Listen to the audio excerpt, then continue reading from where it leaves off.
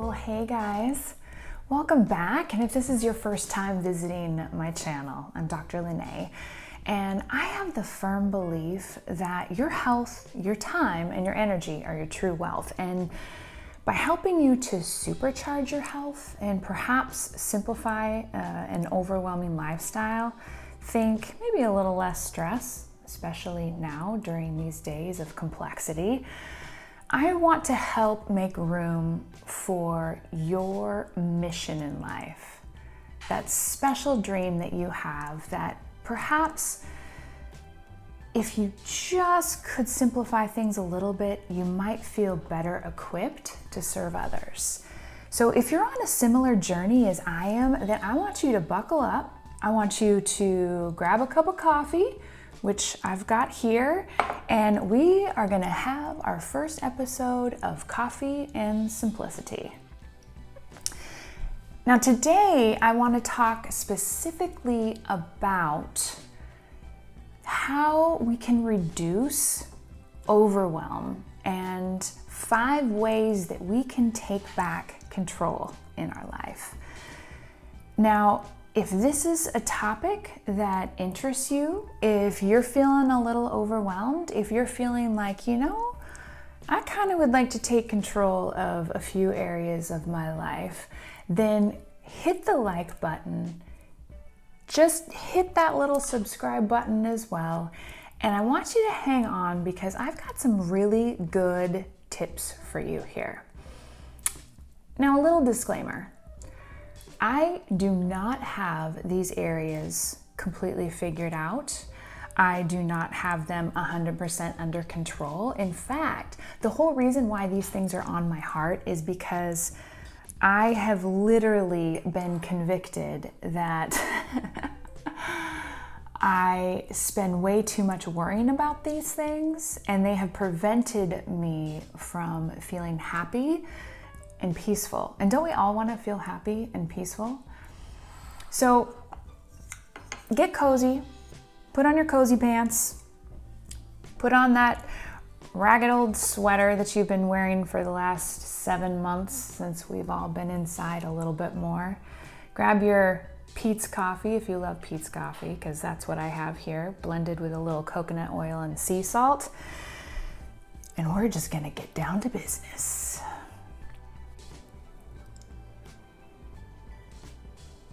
Gotta get that sip in.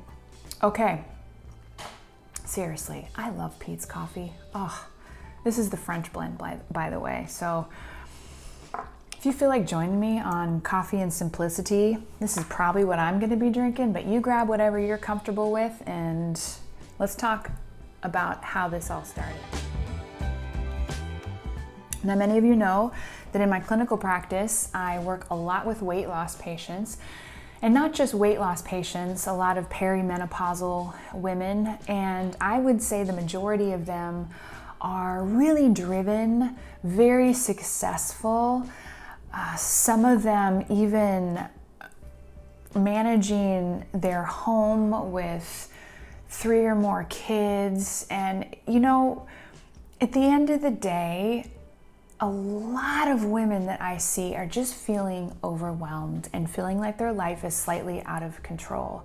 And it's not because they're irresponsible. It's not because they aren't trying. It's because there are so many responsibilities that we put on ourselves, that we take on, or that we think that we have to do, or that maybe we think are restful, but they really are not.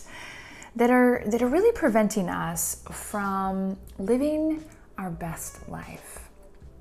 What I've noticed with my patients is that when we discuss the 4 pillars of lifestyle, and if you've joined me for the lifestyle design experience, you know these 4 pillars are the foundation that we discuss every month on how you can really rock life with your health, your home, your habits, and your happiness. So when I discuss these 4 pillars with my patients, what I've noticed is that one or more of these tend to really be imbalanced, and it controls their overall sense of well-being. Well, let's just dive in. I have 5 examples of areas that I really think that if you take control of these things, you are going to increase the peace, the passion, the productivity in your life so that you really can pursue and take time for those things in your life that are really important. So let's talk about social media. We love social media because back in the day, I'm aging myself now, but back in the day when Facebook first came out, it was a time for us to connect with loved ones, see who was getting married, stay in touch with people we went to high school with or college, just to check in on people and see what they were doing and say hi. Now it's really a time sucker that we totally get caught in. There's a rabbit trail that happens where we see one post and that leads to another post, and before we know it, an hour or 2 have gone by and we don't feel any better for having spent that time on social media. I want to ask you a question. Please disregard the Instant Pot in the background. I want to ask you an important question. When you are on social media, do you leave it feeling encouraged, uplifted, inspired? Or do you feel more depressed, more anxious, more discouraged, angry? When you post on social media, do you feel like you're representing your best self? Or in this climate, are you contributing to the state of the divided states of America, as I like to call it? How much time are you spending every day consuming social media? Is it bringing you more towards your goals in life? Are you positively influencing your friends, your family, your followers? Or are you pulling them into your righteous causes? Now, I realize I'm hitting some sensitive points here, but I really want you to think of this from a health standpoint, as I've had to do as a practitioner, because I catch myself frequently wanting to jump on social media, and before I know it, I have engaged in comments or watched posts, or I'm posting, and I leave feeling not so great. If anything, I feel mentally and emotionally exhausted. Listen, it really doesn't matter what side of the fence that you're on. If you're participating in posting or commenting and discouraging statements that are contributing to people's anxiety, fear, and anger and depression, you have to ask yourself what your motives are. Like, seriously, what are your motives? And how many folks have you actually influenced and changed their viewpoint? I know this is tough stuff, you guys, and I'm having to ask myself these questions every single day. So please understand, when I get on this soapbox, I have really had to go through this little question and answer session myself. But seriously, if you're feeling overwhelmed, I want you to ask yourself how much time you're spending on social media. Here's another question for you, because I'm just full of questions today. What would happen If in your political or social cause and your enthusiasm, you only posted on how your candidate or how your cause will change positively this country's future? What if you said nothing negative about the opponent? Nothing negative about your local government or your federal government? What if, for you folks of faith out there, what if in your prayer time you prayed not only for who you voted for, but who you didn't vote for? What if you prayed for their health, their well-being, their safety, and their leadership? How would your heart change? How would you see those people who view you on social media responding to you? Folks, part of taking control in our lives really is more about taking control of our attitudes and challenging ourselves to be more peaceful and more inspiring with our energy and with our communication. You cannot feel more love toward each other if your posts are filled more with hate and disrespect. That's the deal.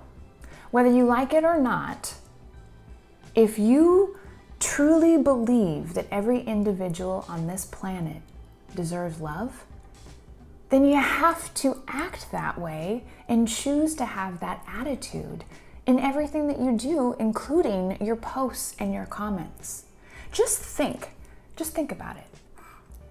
How would the climate of your current social environment and your community change if you led the charge in doing this? I say let's find out. Another sip before we get on to point number 2.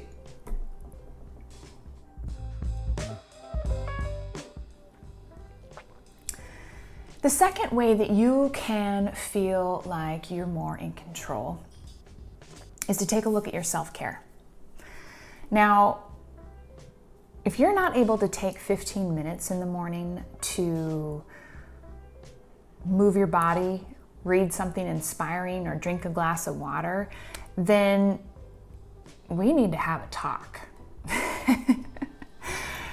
You do not need to have a 2-hour morning routine to really energize yourself and do something positive that will set the tone for the rest of your day.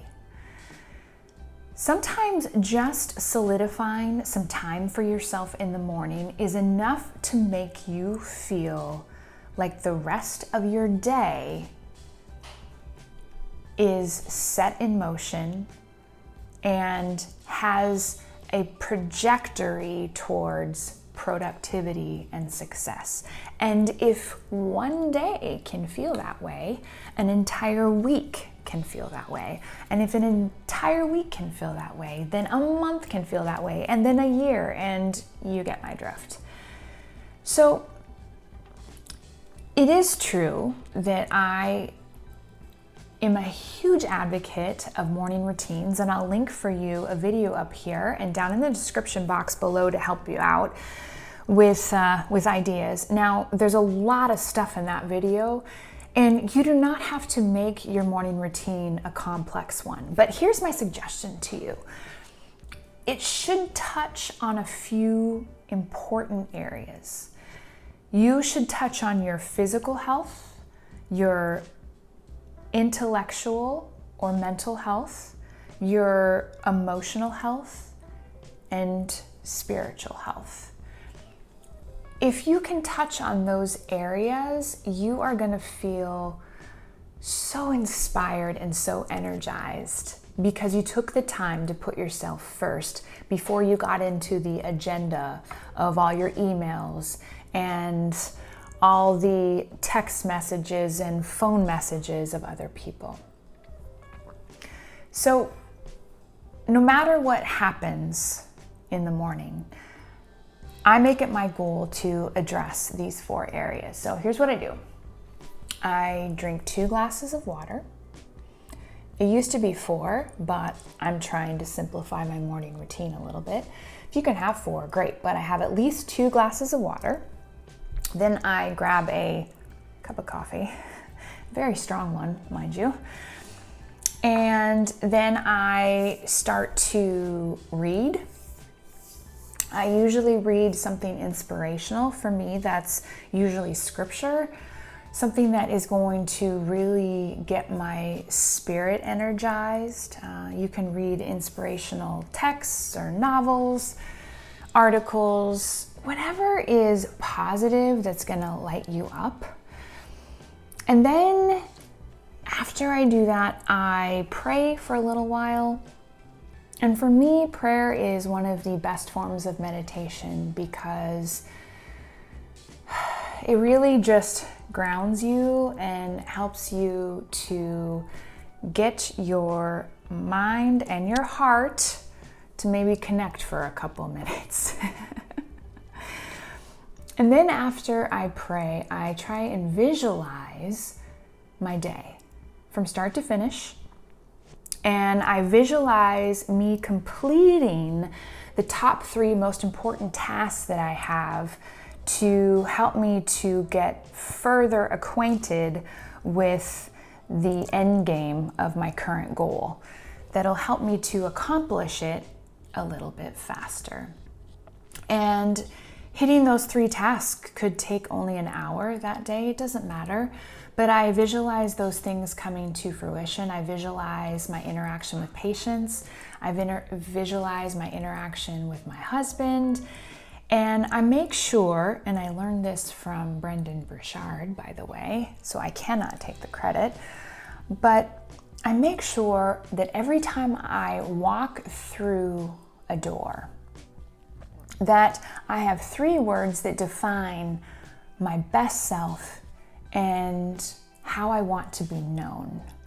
And for me, those things are to be joyful, because a lot of times I struggle with getting stuck in my head and I forget how much I have to be grateful for. The second thing is compassion. Sometimes I really struggle with compassion because it's really easy to get irritated with a spouse or with someone you don't see eye to eye with. And so I like to think of myself in a situation where I'm having to observe that person as a child.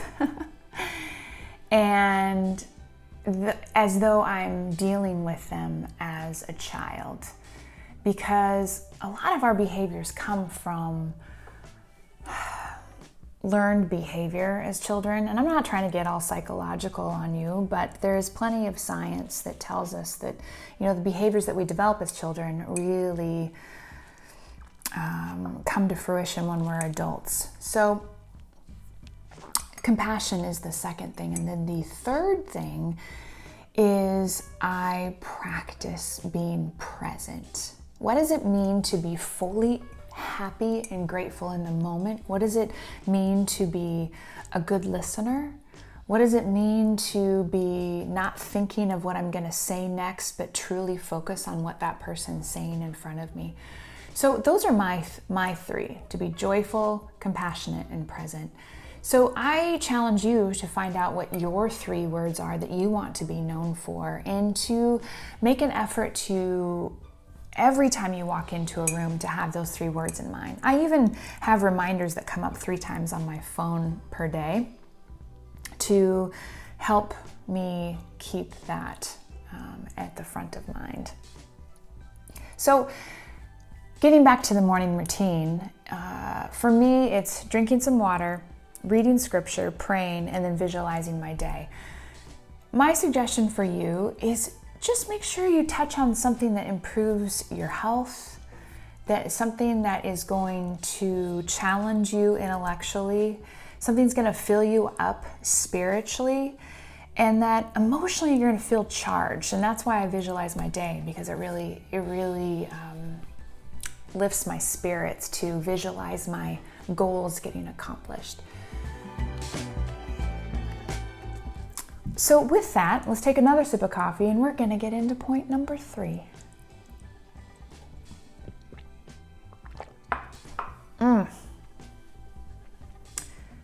Point number 3 is to simplify your eating habits. And if you've read my book, The Forever Fat Burner, you know, having been 45 pounds heavier myself, I have really struggled with this topic. And the truth is, I really have had to simplify things. I've had to simplify my eating habits, simplify the foods that I eat. And I want to encourage you to also simplify your eating habits, especially with COVID right now. I think a lot of people are turning to food and alcohol as a coping mechanism. And truth be told, I am entirely guilty of this. And while that's okay and perfectly acceptable during this difficult time, when it starts to affect your waistline, and when it starts to affect your energy, when it starts to affect your sleep, when it affects your overall self-confidence, then we're really on some sticky ground, because the whole idea of being able to receive comfort during this time should not compromise your overall health and well-being. So now that we're really at home, a lot of us are not going out to eat as often.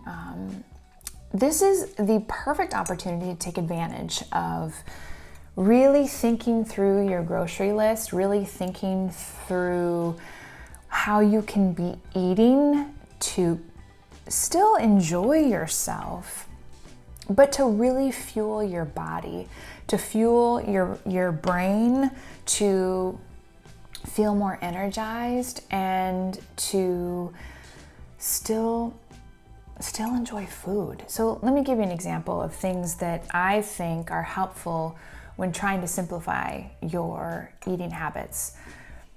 Cutting out sugar is extraordinarily beneficial. Sugar is inflammatory. When you spike sugar, in your blood, you also release insulin. And in those moments, it's impossible physically to burn fat. So here's the deal. Cut out sugar. Reduce your drinking to 1 to 2 nights per week. 1 to 2 glasses of wine if you're a wine drinker, which I definitely am. Or, 2 servings of whatever beverage you like to drink. That's one of my biggest suggestions for still partaking and not having to worry as much about whether or not you're going to feel terrible the next day. Besides that, I would also suggest that you embrace stevia and monk fruit, and for some that can tolerate them, some sugar alcohols like xylitol. Some of my favorite things right now are stevia sweetened chocolate, like Lily's. I love Choco Love, the sugar-free caramel dark chocolate. It's so good.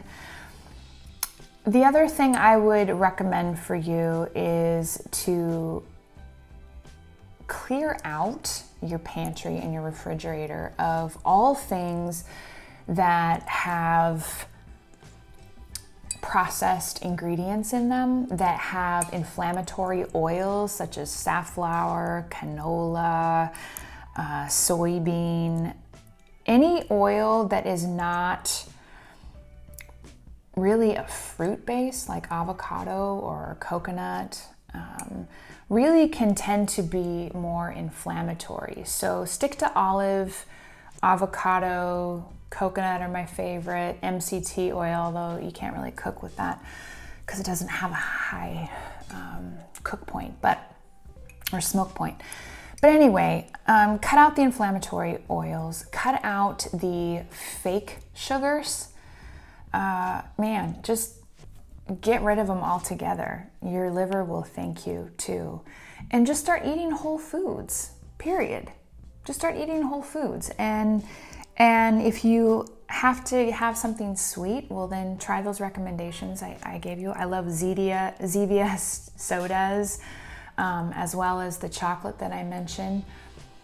And allow yourself just a little bit of alcohol, especially on the weekends, so that you're not feeling deprived, but you're not overdoing it.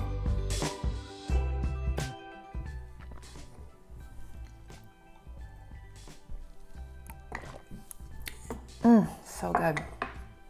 Fourth tip is to simplify your exercise.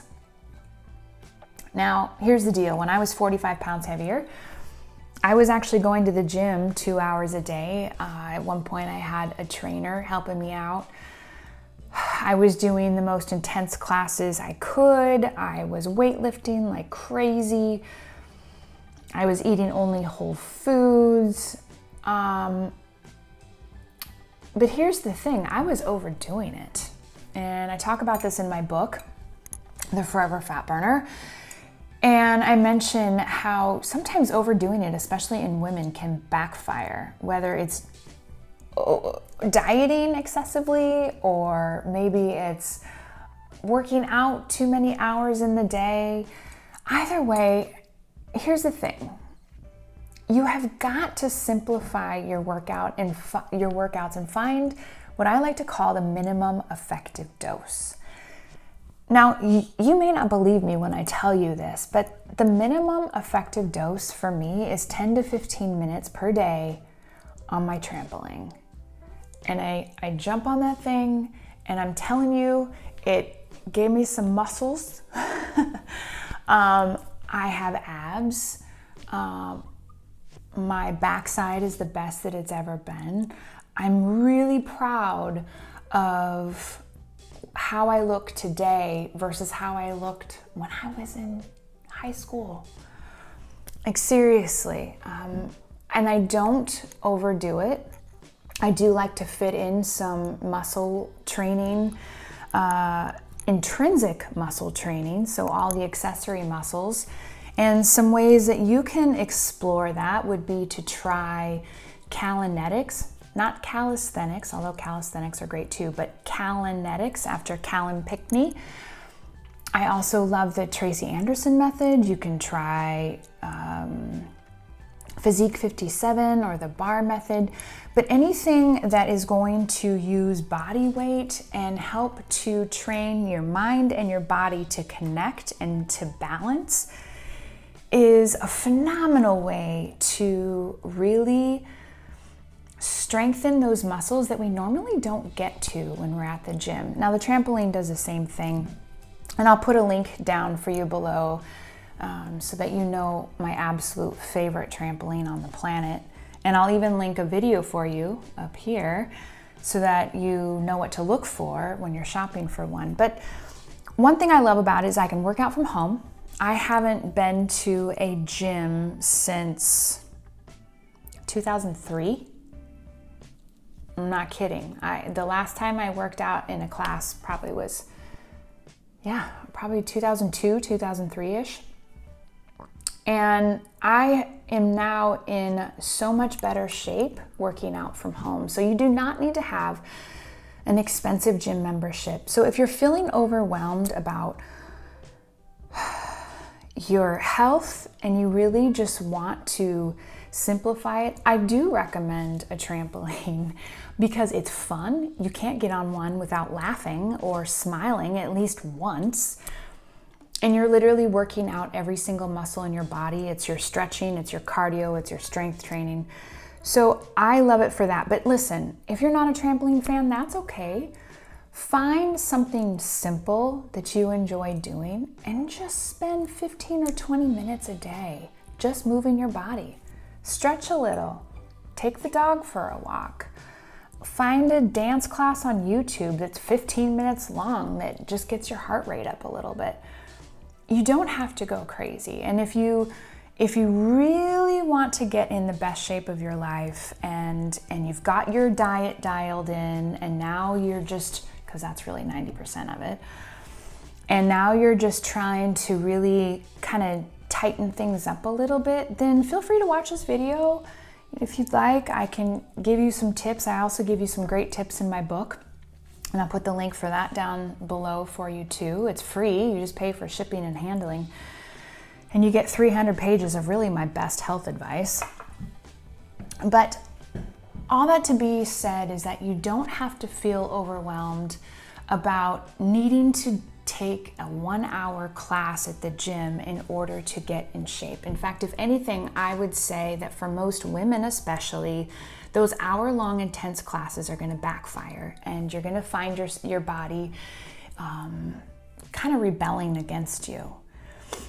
So take it from me as someone who really overworked too hard, that you really can simplify it and your body will thank you. Now, let's get on to tip number 5, and this is one of my favorites. When I'm feeling overwhelmed, and this might be the type A personality in me, although I really think there's some type B in there too somewhere. But when I'm feeling overwhelmed, there's something very relaxing about cleaning or decluttering a space.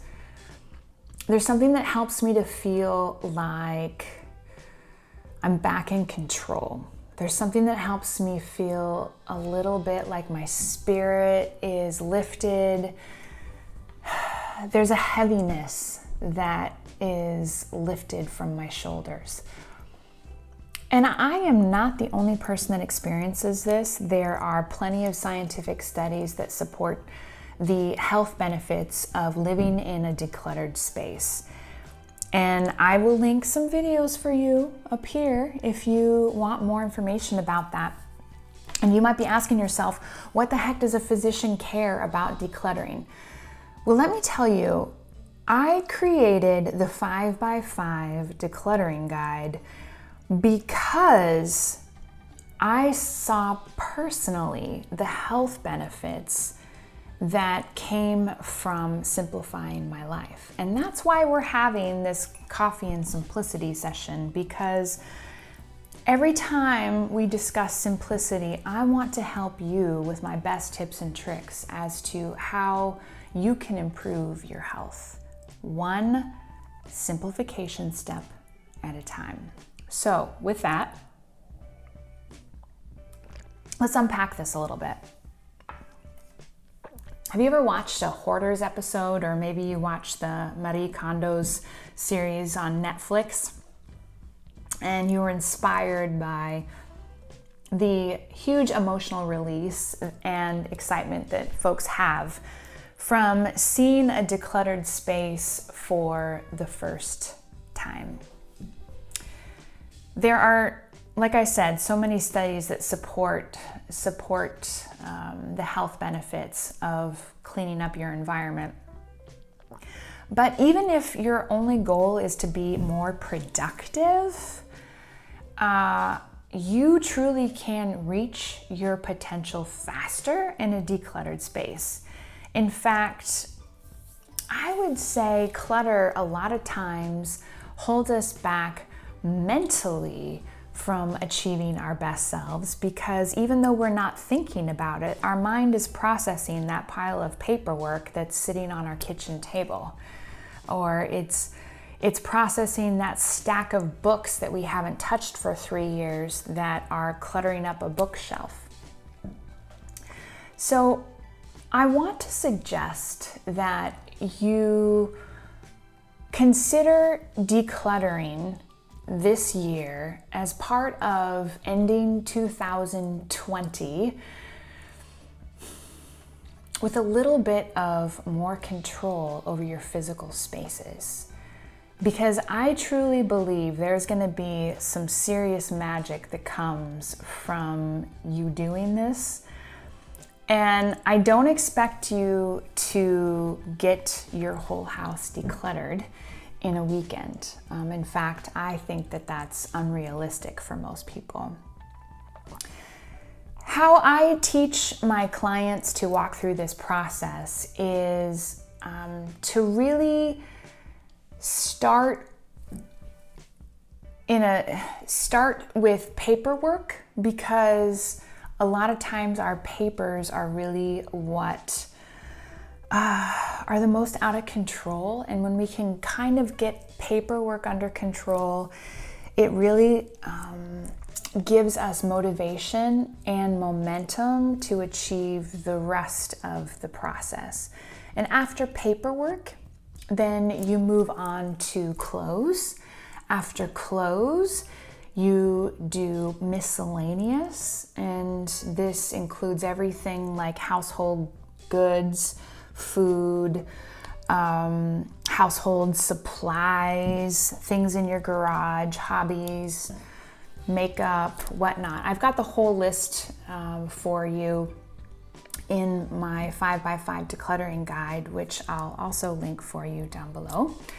But after miscellaneous items, then I suggest people go through their books, because I save books close to the end of this process, because sometimes we can be really emotionally attached to our books and it's difficult. But I walk you through the process of what questions you need to ask yourself to really get down to brass tacks and really just have in your home those things that you love and you use. Because truthfully, when you can do this, every day when you are surrounded by things you love, you use, and you have cleared countertops and spaces, you are gonna feel so much lighter. You're gonna feel more joyful. You're gonna feel more productive. You're gonna feel healthier. You're gonna feel like cooking better for yourself. Like, just watch and see what I'm talking about. Just go through this process, and if you don't feel like a new person after you've gone through your entire home, I will be shocked. And please know, it could take 5 weeks, it could take 5 months, it could take an entire year. It literally took me, the first time I did this, an entire year. And I will tell you, I do go through this process every single year.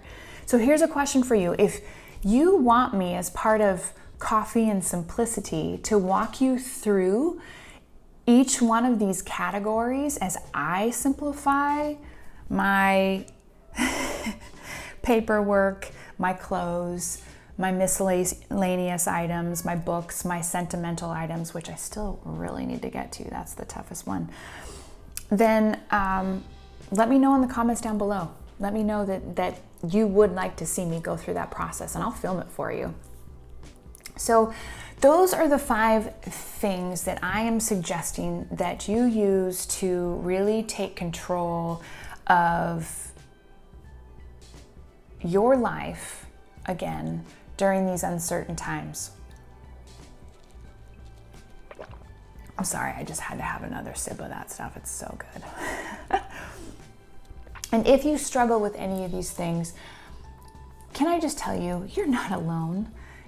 We're all in this together, and this is one big family here. And at the end of the day, you need to know that this is a journey. If you're focused on the destination of always managing your time when you're on social media, if you expect your health habits to be perfect, your eating habits, your working out habits, if you expect your house to be decluttered all of the time, if you expect your workouts to happen every single day, then you're really kind of missing the point.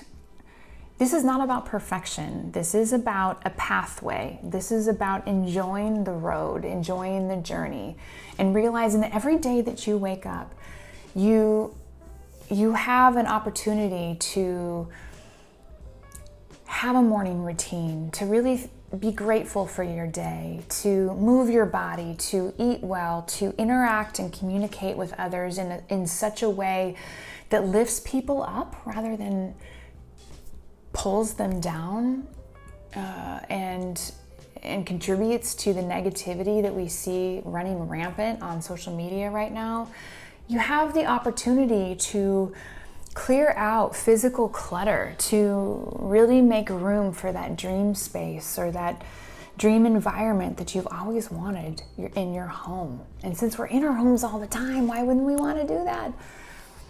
So if you need any help with these areas, here's what I'm going to challenge you to do.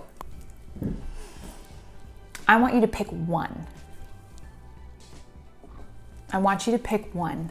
I want you to pick just one area, and I want you to challenge yourself for 30 days to spend 5 to 10 minutes doing something that moves you closer to making that a daily habit for you.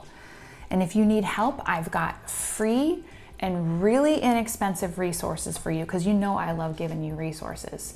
And if there are more resources or videos that you want to see, you just let me know. But listen, if you need help with your food, I have a free book for you that I'll put in the link down below. If you need help with your exercise, I have videos for you to watch.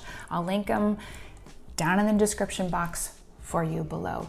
If you need help with your overall decluttering processes, you can either grab my free wardrobe guide if you're trying to create the best wardrobe that you love, or you can grab my inexpensive decluttering guide that I'll also stick down there for you below. Whatever it is that you want to address, just choose 30 days and pick what you want to work on and make that your 30-day challenge. And let me know down in the comments below what you thought was helpful about this video, and let me know what you want to see from me in the future to help you to really supercharge your health and to simplify your lifestyle, so that at the end of the day, we all can work towards satisfying our souls. I love you guys so much. I've missed you, and I'm so glad to be back. It's great to be back. And I just want you to know that your comments and your support mean the world to me, and I am truly here to serve you. So please let me know, like I said, down in the comments below, how I can do that. I also would love it if you'd subscribe if you haven't already, if you could share this video with someone that you know that would really benefit from it. And in the next video that we have in a week or two, we'll talk more about coffee and simplicity and the health benefits of moving more toward a simplified lifestyle. So all the best to you, my friends. I love you dearly. Mwah.